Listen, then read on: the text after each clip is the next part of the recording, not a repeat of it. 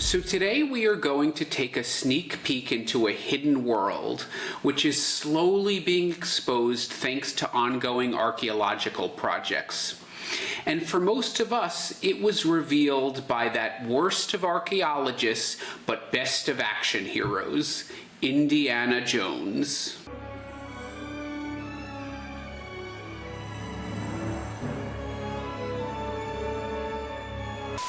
We are going to Petra in Jordan. Now, Petra is more than just an archaeological site. It's a destination. So you're going to want to spend at least one night there, and luckily the ticketing system very much encourages that. Anyway, let's go. Petra is located just a few kilometers away from the modern town of Wadi Musa in the southern part of Jordan. Now, we know what Wadi means because we've discussed it before. That's just valley in Arabic. And Musa is the Arabic name for Moses. So this particular place is of biblical significance. If you recall, Moses supposedly had a direct line to God. Hear me? Yes, I hear you, I hear you. A deaf man could hear you. What? Nothing, Gonish, forget it. And before leading his people, the Jews, into Israel, Moses, in frustration, struck a rock with his staff so that water would spring forth. Now, God had previously instructed Moses to ask the rock nicely for the water. So as punishment, God prevented Moses from entering the Holy Land. You have to ask me nicely. Ouch, harsh. Well, anyway, it was from this spring, supposedly, that the Nabataeans built water channels to sustain the town of Petra. So that gives you a little bit of the context. But who were the Nabataeans and what was Petra? Well, the Nabataeans are a bit of a mysterious people. Situated in the northwestern Arabian Peninsula, the Sinai, and southern Israel, they were an ancient Arabic people who came into focus in the 4th century BC when some Greeks started writing about them. Their sites, the inscriptions, ruins, etc., give us a sense of the extent of their travels and later their kingdom. They spoke an ancient form of Arabic which had not yet developed a written script. So what little writing survives is actually an Aramaic, which was kind of the lingua franca of the Near East at this time. In fact, there actually are some small minority populations that still speak it in the Middle East. They settled down and formed a kingdom by the 1st century BC, when Petra was founded to become their primary city. They were wedged between a bunch of civilization in whose affairs they became enmeshed, and they were allied with, fought against, and dominated by all the major powers of the day.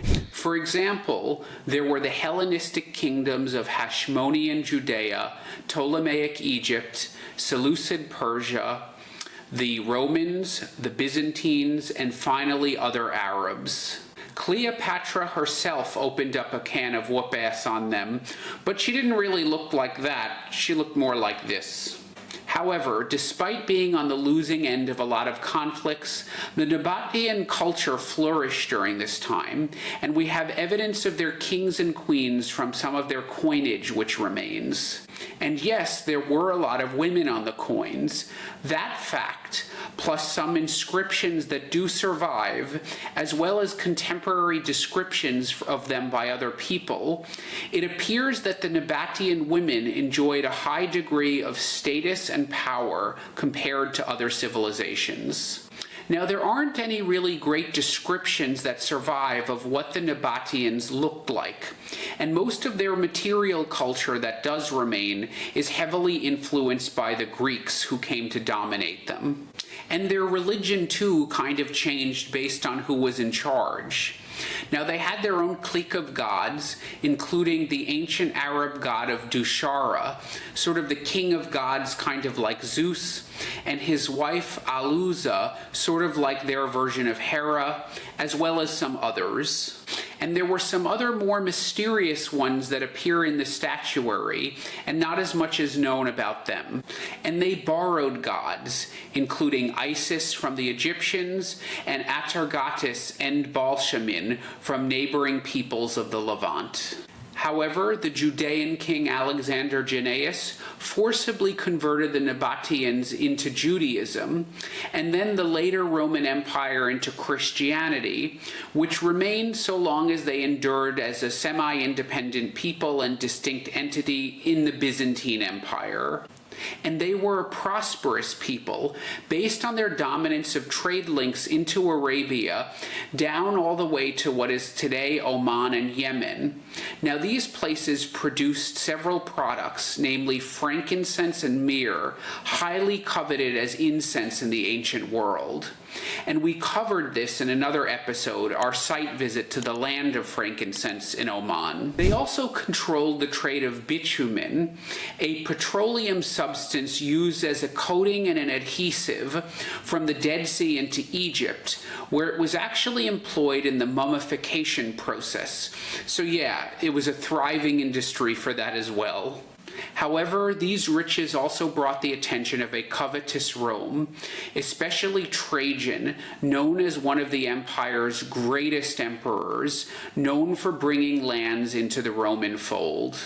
And we saw some of the remains of his accomplishments in the Iron Gate region of Serbia when we did our site visit to Lepenski Vir. Anyway, it was Trajan who really brought the Nabataeans into the Roman province of Arabia Petra. And from then on, they lost their independence and control over the resources, really just becoming a client state to the Roman Empire. The Nabataeans did make it around the empire, though, both before and after Trajan. For example, one of their temples was recently found near Naples in southern Italy, and this was in an area we visited recently when discussing another new find, the tomb of Cerberus. And once the Roman Empire fell in the 5th century, the Byzantine Empire, or Eastern Roman Empire, inherited governance of the Nabataean lands, which they held on to until the 7th century when the Arab Muslims invaded. But by that time, the Nabataean kingdom had already seriously declined, as the Roman Empire became increasingly reliant on sea trade rather than the overland trade routes, relegating the Nabataean kingdom into a backwater rather than a crossroads. Plus, a major earthquake in the year 387 destroyed a lot of the city, including those famed water storage and supply systems that ancient writers had described and which you can see on your visit. We know from some business contracts that were found on papyrus scrolls excavated in a church in Petra that the city still had a flourishing trade business until the 6th century. However, by the time the Arabs invaded in the 7th, it seems to have completely fallen out of the records. And the Nabataeans were really largely forgotten, slowly disappearing from history. And when you do visit Petra, you'll see remains of all these different eras I've mentioned, but a lot of the details remain hazy. The site was first publicized in modern times to the outside world in 1812, when Swiss adventurer Johann Ludwig Burckhardt visited. A fluent Arabic speaker, he hired a guide but disguised himself as a Muslim, which allowed him to travel relatively freely throughout the Middle East. He even made it to Mecca, something normally forbidden to non-believers, before settling down to Cairo, where he passed away very young. Incidentally, he was also the first European to document Abu Simbel, an amazing site in southern Egypt where I have visited and will probably do an episode about one day. Petra has been an archaeological site since the early 20th century, hosting about 24 digs in all.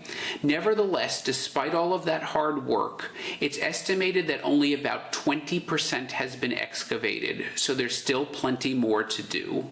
Hence, it seems like there's always news coming out of Petra, including some recent stories that I will cover in archaeology news. Most people take a day tour from Israel, or they cross the border from Eilat into Aqaba, from which it's about a 2-hour drive, or they come down from Amman, which is about a 3-hour drive. However, if you take nothing else away from this episode, take this. Do not visit Petra on a day tour. Really, it is one of 7 wonderful archaeological theme parks of the ancient world. You will need at least a full day, a night, and maybe part of the next day to take it all in. The archaeological park is 264 square kilometers, or about 100 square miles. To give you a sense of the scale, let's compare that to some other famous archaeological parks. That is 400 times the size of Pompeii, which covers 163 acres. It's more than twice the size of Pagan in Myanmar, which comes in at about 40 square miles, or 104 square kilometers. It's about 80% the size of Machu Picchu in Peru, which comes in at 325 square kilometers, or 125 square miles. And about 2/3 the size of Angkor in Cambodia at around 400 square kilometers, or 154 square miles. So it sits in a class of just about 3 or 4 other archaeological sites in the world. You know, a real aficionado could spend a few days there. And luckily, the ticket structure encourages that. You see, a day pass for someone who's not staying, that costs about 90 Jordanian dinar, or $125, because they want to encourage you to stay and to support the local economy. But if you are staying nearby, a 3-day pass is just 60 Jordanian dinar, or $85, and that's only 10 dinar or $14 more than a 1-day pass for people staying. So they're really trying to encourage you to spend your time and money there. However, if you're taking an extended vacation in the country, it probably makes sense to buy the Jordan card, which will get you into a lot of sites all over the place. Honestly, I think Disney World has a lot to learn from these guys in terms of ticketing prices. And with a place this size, broken record alert, you're probably going to want to hire a guide unless you really know your stuff, and especially if you're pressed for time. You can get a guide at the visitor center. You'll probably have to haggle a bit, but these go from anywhere from 50 to 100 dinar, or 70 to 140 US dollars a day. However, you'll have to pay more if you want to go on wheels. Moreover, I advise you to pre-arrange the guide, because if you hire one of them on the spot, they might only want to spend a few hours with you, and they have a real incentive to take an awful lot of your time at souvenir shops, because they get a cut of the sales. So if you want to avoid those sorts of things, really, just pre-arrange the guide and make sure that's not going to be on the menu. At the visitor center, you can book some of their special experiences and tours. For example, there's Petra by night. It's a little cheesy, but you'll get some of your best Insta fodder. Others are a bit more cerebral, but definitely informative, like the water management tour, which is really what allowed the city to thrive and was quite unique in the ancient world. And some of them allow you to experience the local culture a bit as well. Right by the visitor center, you'll definitely want to check out the Petra Museum. Built in 2019, that was actually after I was at Petra, but I can tell you it very sorely needed a museum at the time, so though I can't comment on the specifics, I'd recommend it. Now for the magic. Right by the visitor center is the entrance to the iconic canyon, or Sikh.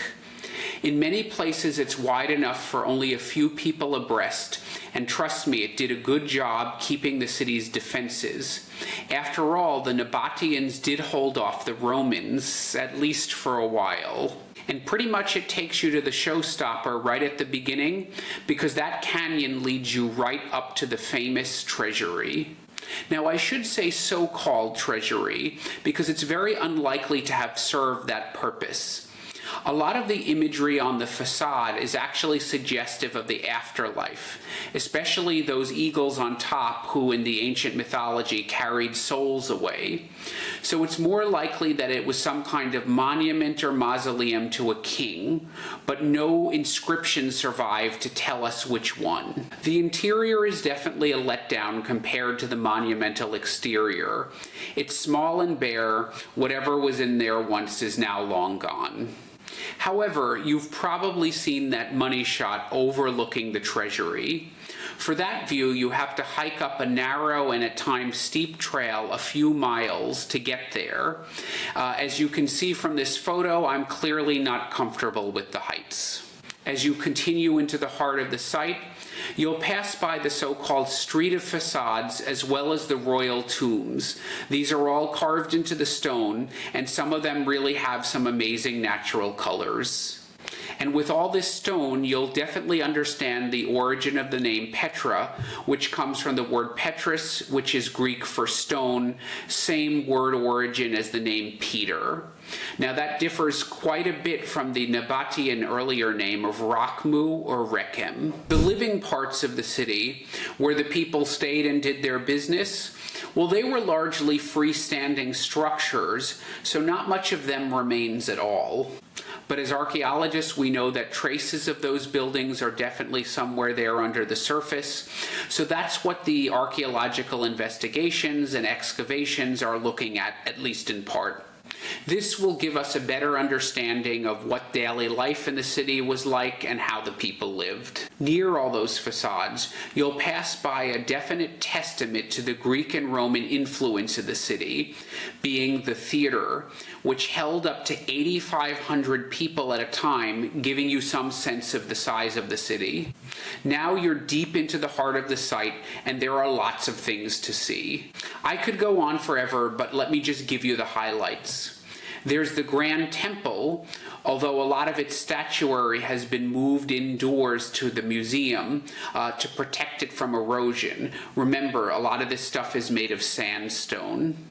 There's the Byzantine Church, where those papyrus scrolls that describe the latter part of the city's history were uncovered. And another key highlight comes at the very end, and that would be the monastery, which is well worth the 45-minute hike to get there. The monastery looks like the treasury, though with fewer obviously Greek influences. Though unlike the treasury, its name is actually accurate, sorta.